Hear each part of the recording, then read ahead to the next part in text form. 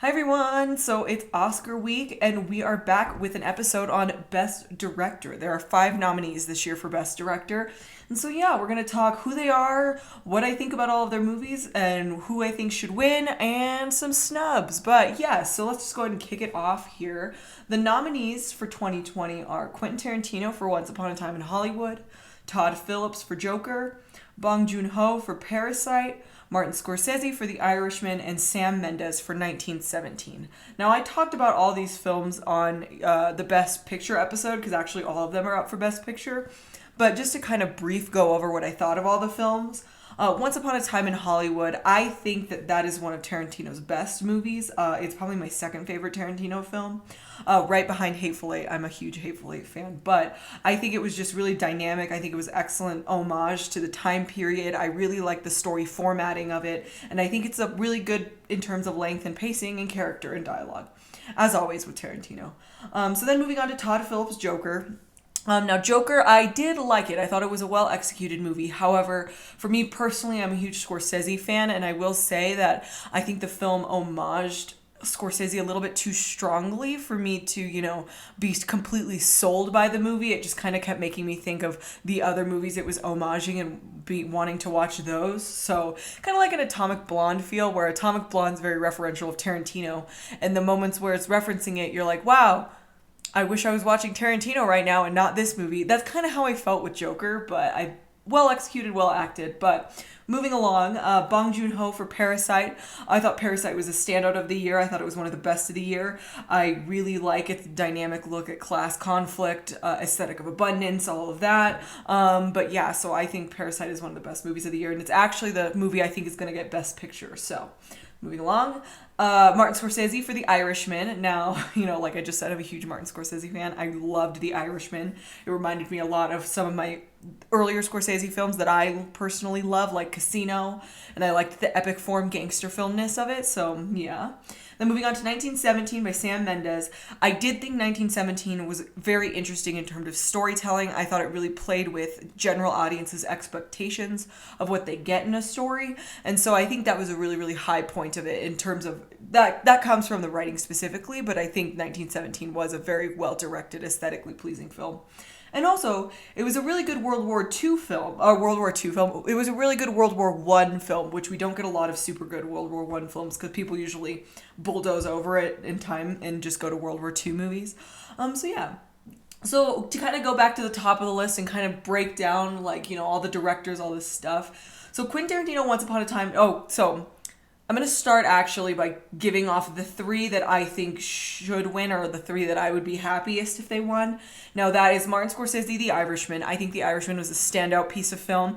I think in terms of film history, it really showcases this very important step in terms of streaming and independent media, and gives a lot of validity to that, because, you look at a couple years ago where a lot of filmmakers from the film school generation, which was, historically speaking, in American film, the first time independent film was kind of coming about and fully pushing away from the studio system. Martin Scorsese, Steven Spielberg, George Lucas, all of those filmmakers were at the forefront of that. And in this new independent age that I see with streaming, with social media, with accessibility in film, I don't see a lot of people really giving a lot of artistic validity to that, right? So you look at a Netflix movie, and I remember there was a controversy a couple years ago that Steven Spielberg was trying to get Netflix movies completely cut off from being nominated for Academy Awards because he just didn't necessarily see them as movies. He saw them as TV movies. And so Martin Scorsese making The Irishman, I think it's a really strong stance in terms of where film is headed. And so I think it would make sense for him to win Best Director in terms of that.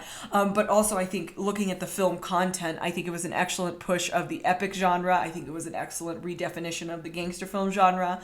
I really love the formatting of it. I think the acting is excellent. I think everything about it is just really, really, really well done and really tight in terms of the filmmaking. So I think Martin Scorsese for The Irishman is my number 1 for winning Best Director. But moving to my number 2, I would say, is Bong Joon-ho with Parasite. Very similar to The Irishman. It was very, very tight aesthetically.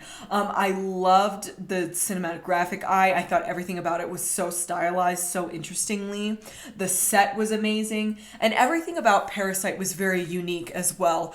And I think that comes through with the directing. I think the directing was a huge part of it, and getting, Bong Joon-ho's look at class conflict being so deep, but also, coming out in very interesting ways. I think particularly like looking at this whole idea of the rich putting expectations on the poor to have the aesthetic of abundance because they don't like the idea that a poor person can't embrace the aesthetic of abundance because they don't have the ability to, and that coming out in class relations. That was super fascinating with Parasite, and not something I see a lot. Also, class infighting for resources, things like that was also something I don't really see a lot. And so having all that come through in Parasite I thought was very strong, and I think it would be an excellent pick for Best Director. But then my number 3 is Quentin Tarantino, Once Upon a Time in Hollywood. Once again, aesthetically on lock. Because, when I look at Best Director, when I'm looking to decide, like, who I think should be Best Director, I know in terms of filmmaking, too, I'm a director as well. So I think about, we're in the postmodern age of filmmaking, right?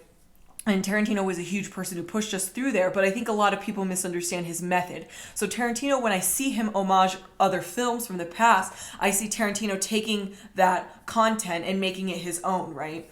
But nowadays, you just kind of see people like replicating, Tarantino in particular, but replicating all these filmmakers that are, seen as the big filmmakers, doing exactly what they did, and then trying to say that they have a very unique directing eye, which they can have a unique directing eye, but they're really cutting themselves off from fully embracing their own unique aesthetic from directing. So when I look at Best Director, I want to pick somebody who's pushing the art form of, cinema in a very dynamic way and also in a very unique way, and, turning their homage to other older films on its head, doing completely new things with the form, X, Y, and Z.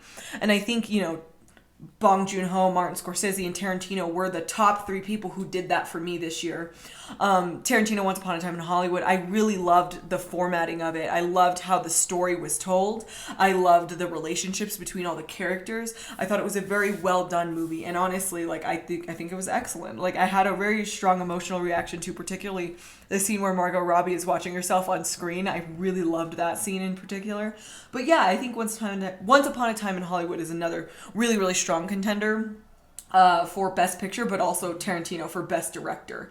Then moving on to the next pick, I guess. So number 4 on the ballot for me is Sam Mendes with 1917, and that's because I think it's still, for me, it's still a war film, and it's still aesthetically a war film, and I just, particularly in my own style, I liked, Irishman, Parasite, and Once Upon a Time in Hollywood a little bit more.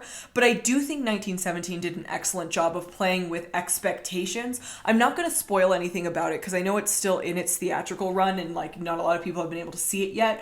But 1917 really plays with what spectators think is going to happen, and it really plays with relationships and motivations and the idea of what a hero is, and I really loved that, and that was really interesting to me.